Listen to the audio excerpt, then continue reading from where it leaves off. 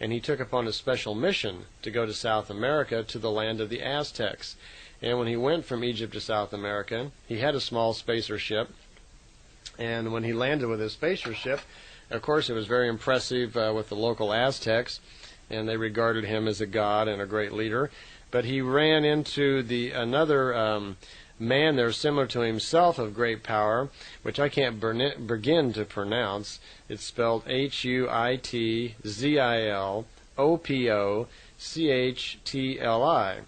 So I guess that would be like Hutzpactol or something. Anyway, a battle ensued between these two powerful people, and Quetzalcoatl lost out. Somehow intrigues got too strong and forced him out of South America, and he returned to Egypt. But that's where the legends stem from. Billy wanted to know about Great Atlantis, that he was not satisfied with the first explanation that yes, it did exist. He wanted to know a little bit more about it. She says, okay, she'd like to talk about that. That actually there were two Atlantises. There was the great continent of Atlantis, which spread the land barrier between the Americas and all the way over to Europe and Africa. That was originally founded by a Vega man named Atlantis. His wife's name was Caratide. Her father's name was Muras, M-U-R-A-S. He founded the continent of Mu, which was in the Gobi Desert in China. But there were two Atlantises. There was the great continent there.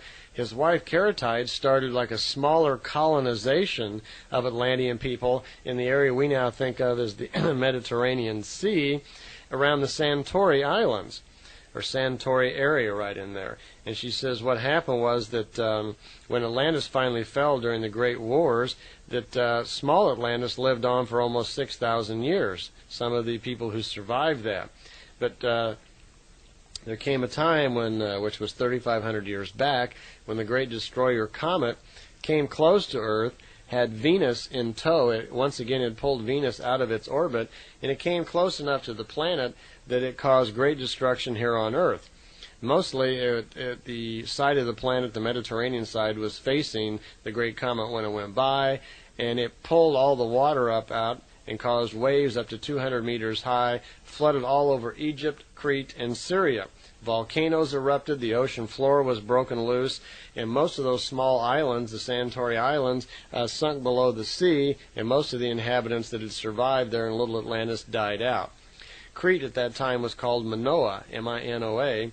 Descendants of Atlantis, they survived there, but most of the islands were gone. So there was mainly two Atlantis colonizations, the very large one and the small one started by his wife Caratide.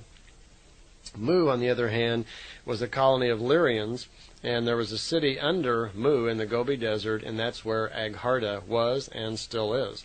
Actually, there are two Agharta cities. There's a large one, Agharta A, and there's a smaller one that's connected by a tunnel called Agharta B. Apparently it was like just a rural outgrowing or something. Each city, they're independent. Each one has a man and a woman who are the leaders of those cities. Billy had a question about extraterrestrials and Earth people about dying and being able to go to another planet. He wanted to know if an extraterrestrial died, say, for on his own planet somewhere out in space, could he somehow then be born here on Earth? Or vice versa, could someone die here on Earth and then cause themselves to be reborn on another world, like a Pleiadian world or something? She says, no, this is not possible. That part of the fixed laws or truths, the way creation operates, is that the physical body and the spirit body are bound to the planet when they die. When you pass on, your spirit is somehow connected to this planet body that it's on through some force of nature, and it's not possible. If you want to die and be born on another planet, I suggest what you do is you get a ride on a beam ship, you go to another planet, as soon as they open the door, and you walk out on the other planet, kill yourself somehow so you can die on another planet, and then you'll come back on that other planet. That's about the only way it's going to happen.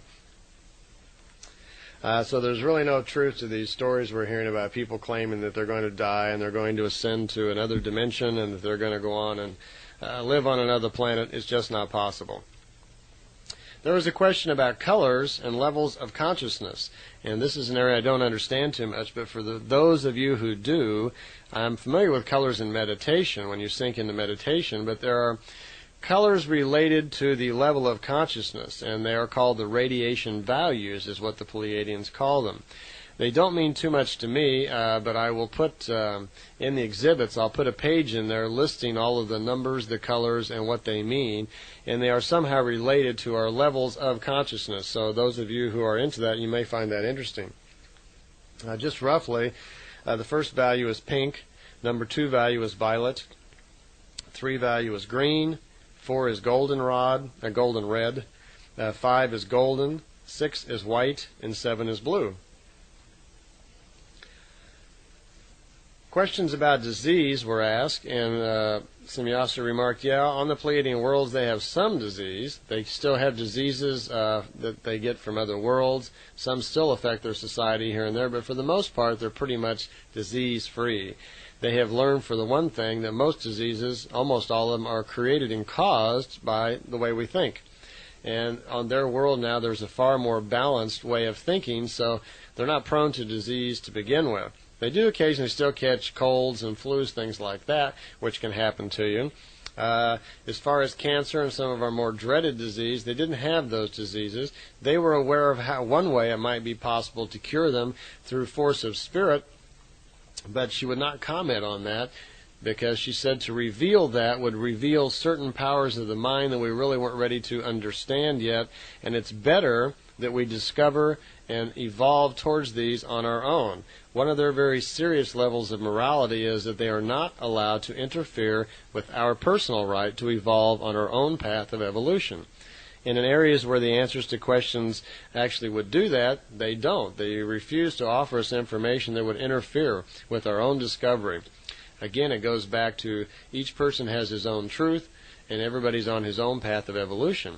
So we all have to go out and discover things for ourselves, and most importantly, we have to make it part of our life or it just doesn't count.